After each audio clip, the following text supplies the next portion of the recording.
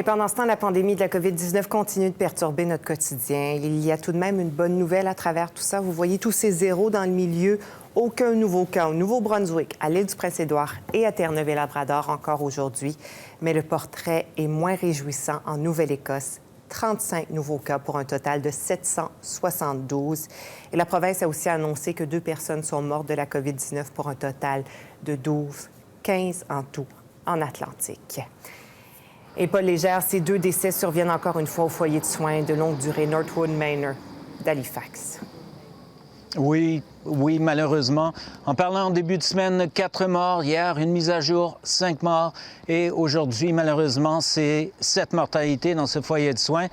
On parle d'un total pour la province de 12, donc oui, c'est la majorité des mortalités ici en Nouvelle-Écosse.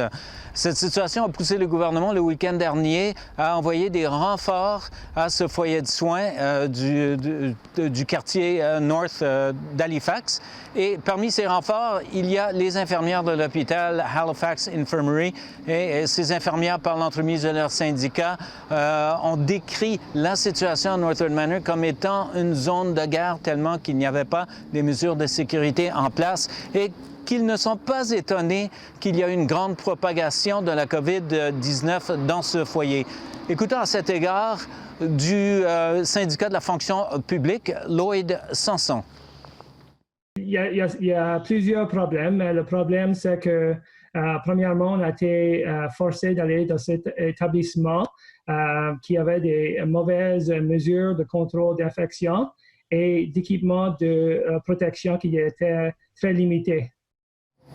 Et Paul, lorsque le syndicat parle de problèmes de sécurité, il parle de quoi au juste?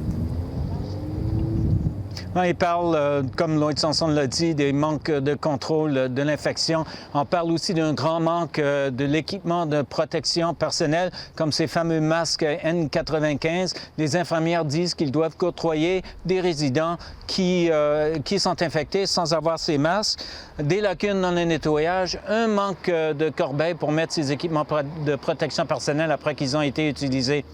Le gouvernement, par l'entremise du médecin en chef, le Dr Robert Strang, a nié ces allégations et il a questionné la motivation du syndicat d'une telle sortie publique. Merci beaucoup, Paul.